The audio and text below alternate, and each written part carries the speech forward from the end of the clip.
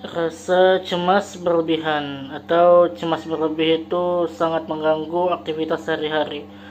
Bahkan untuk melakukan hobi yang biasa kita senangi aja, kita merasa nggak semangat karena rasa cemas yang kita alami.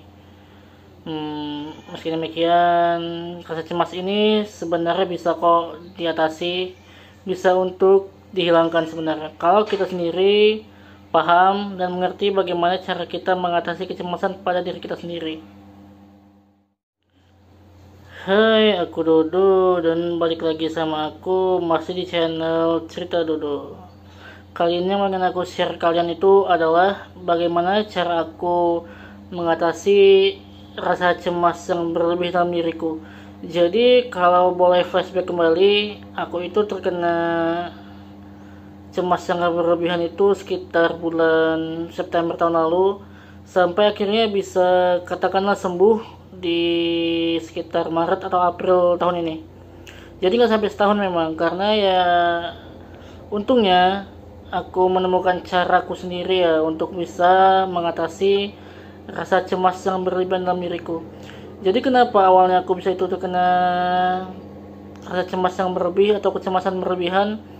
Itu awalnya memang bukan dari asam lambung, tapi karena pikiran yang terlalu banyak, pikiran yang menumpuk, atau mungkin rasa kecewa yang berulang kali dialami, rasa sakit hati yang mungkin ya bisa dibilang nggak terelakkan lah.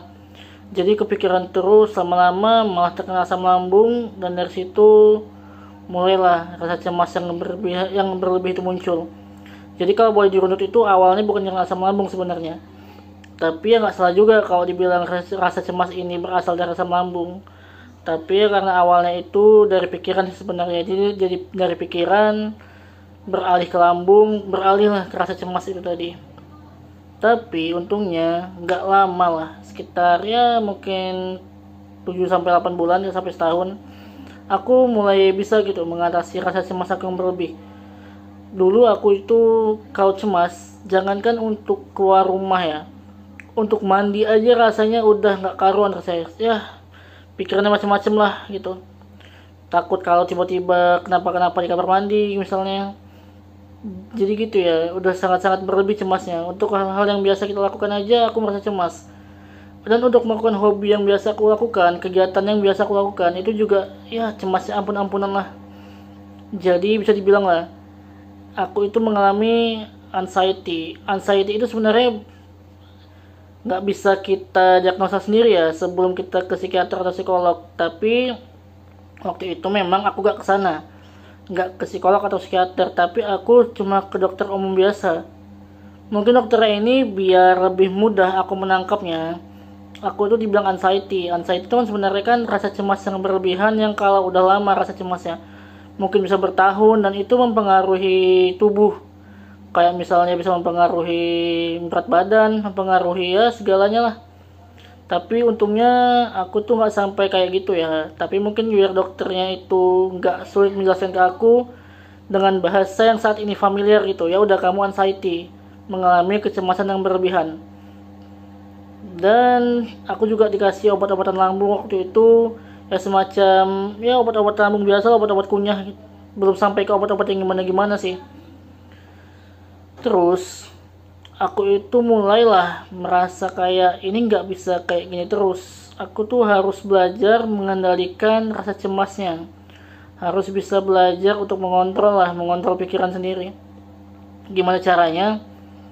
Yang pertama itu aku tuh mencoba menyadari kalau ini cuma rasa cemas. Ini bukan penyakit apapun, ini cuma cemas aja. Cuma pikiran aja nggak karuan. Jadi cara yang pertama aku lakukan itu ya mengontrol pikiran. Dengan kalau misalnya aku merasakan cemas, rasa cemas itu biasa kan dibarengi dengan panic attack itu biasanya. Jadi ya udah, aku coba berpikir kalau ini tuh cuman permainan pikiran aja. Jadi jangan ikuti permainannya, kita harus lawan pikiran itu. Intinya jangan ikuti pikiran tadi. Jadi kalau misalnya kita merasa cemas, ya udah, apapun yang kita lakukan saat itu, misalnya lagi beraktivitas, aku tuh berhenti sebentar, sejenak berhenti. Entah itu duduk, berbaring atau gimana pun lah, yang penting posisinya nyaman untuk aku. Terus aku tuh berpikir juga, apa sih yang sebenarnya terjadi sama aku. Jadi aku tuh mencoba mencari mencari penyebab aku cemasnya kenapa, apa yang menyebabkan aku cemas. Aku mulai berpikir tuh, apa karena aku nggak punya uang? Nggak juga, ada, biarpun nggak banyak, biarpun ya nggak sampai sekaya itu, adalah cukup untuk diri sendiri, cukup. Apa aku nggak punya teman? Kayaknya memang nggak sebanyak dulu, tapi masih ada kok teman. Yang namanya semakin dewasa kan, lingkaran pertemanan juga semakin dikit kan ya, tapi ada kok. Apa mungkin karena belum punya pasangan? Ini kayaknya bukan itu juga, bukan itu masalahnya. Setelah aku cari tahu lagi, memang aku itu dulu terlalu sering menaruh tinggi ekspektasi ke orang-orang itu, dalam artian berharap sama manusia. Dan setelah harapan itu nggak sesuai dengan kenyataan, aku tuh malah kepikiran, malah ya berpikir kalau kalau mereka itu jahat atau gimana gitu. Ya sebenarnya bukan salah mereka sih, itu salah aku sendiri aja. Kenapa aku menaruh tinggi ekspektasi, menaruh tinggi harapan ke manusia? Dan sebenarnya itu nggak boleh. Jadi karena beberapa kekecewaan yang aku alami itu, dan mungkin aku memendam sedikit sakit hati, aku mulailah untuk mencoba memaafkan mereka. Ya udahlah, nggak usah dipikirin lagi gitu. Aku coba perlahan-lahan membangun komunikasi lagi. Ya meskipun nggak kayak dulu, nggak intens, tapi cobalah membangun komunikasi, ya sekedarnya kabar atau gimana. Mungkin dengan begitu perasaan memaafkan juga ada, rasa memaafkan juga muncul gitu, juga timbul. Itu sih, aku mencari tahu tentang cemas aku kenapa, dan ternyata kecemasan aku memang kayak gitu karena menaruh tinggi harapan, menaruh ekspektasi yang tinggi ke orang lain, dan ketika harapan gak sesuai kenyataan, jadi malah kita sendiri yang kepikiran yang macam-macam. Dan sebenarnya itu hal yang gak boleh sama sekali dilakukan manusia. Kayak gitu sih sebenarnya. Itu yang aku lakukan agar aku bisa meminimalisir cemasku, mengatasi cemasku. Terus kemudian tentu aja aku tuh mengatasi cemas dengan cara perbanyak bergaul lagi. Ya, karena selama aku merasa cemas itu, aku merasa nggak enak untuk keluar rumah, merasa takut keluar rumah, merasa takut bersosialisasi. Jangankan bersosialisasi ya, ke warung aja juga takut, deg-degan yang ampun-ampunan. Jadi udah, aku mulai lagi hal itu, aku mulai keluar rumah lagi, mulai berkumpul dengan orang-orang lagi. Jadi ya pelan-pelan aja lah, pelan-pelan. Rasa cemas tadi juga hilang kok, rasa cemas yang keluar rumah tadi juga hilang.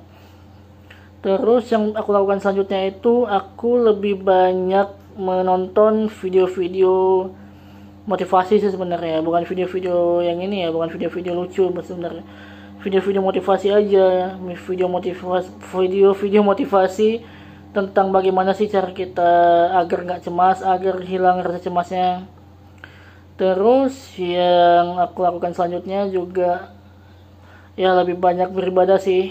Itu juga harus lebih banyak beribadah, lebih banyak, ya udahlah, mencoba ikhlas dengan apa yang terjadi, mencoba mengikhlaskan diri, ya intinya ikhlas saja sih. Lalu ada beberapa cara lagi yang aku lakukan agar rasa cemas aku tadi hilang. Aku tuh tiap hari mencoba gini loh, kayak berproses aja, berprogres. Kalau misalnya hari ini aku cemas karena katakanlah takut keluar rumah, aku tuh malah mencoba melawan. Aku coba keluar rumah, coba untuk berbaur, aku coba naik motor, coba ya intinya keluar rumah lah. Tapi jangan terlalu jauh dari rumah juga. Jadi kalau misalnya memang merasa cemas di jalan, ya pulang dulu aja, jangan dipaksakan. Intinya mencoba terus. Misalnya hari ini 1 kilometer, besok 2 kilometer, ya bertumbuh aja angkanya dari dari jarak yang kecil ke jarak yang lebih besar gitu. Karena memang yang aku takutkan di awal itu, memang aku memiliki rasa takut yang amat sangat besar keluar rumah. Itu yang pertama. Bukan yang pertama sih, itu yang paling utama maksudnya. Terus aku juga untuk mengatasi rasa cemas itu mengukur gimana batas kemampuan aku dalam bergerak gitu.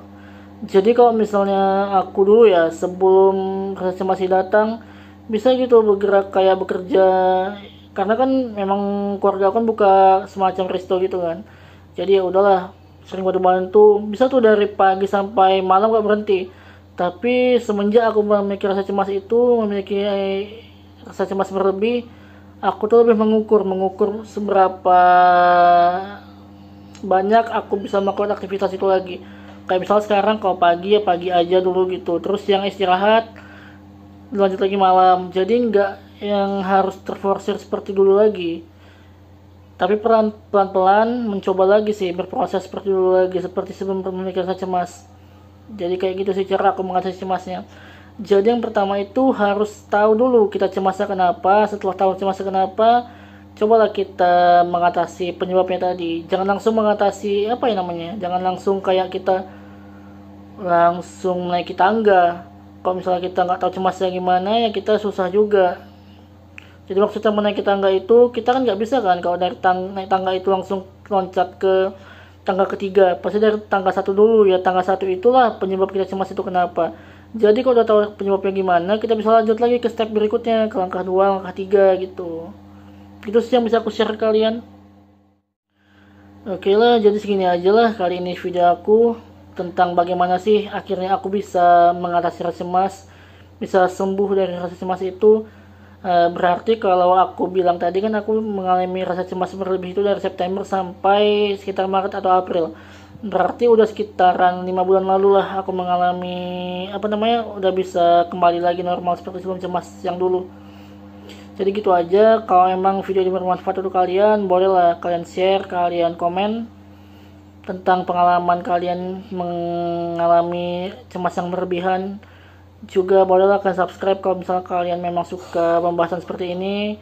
Jadi segitu aja dari aku Dodo. Terima kasih yang udah menyaksikan video ini sampai selesai. Sampai jumpa di video-video selanjutnya.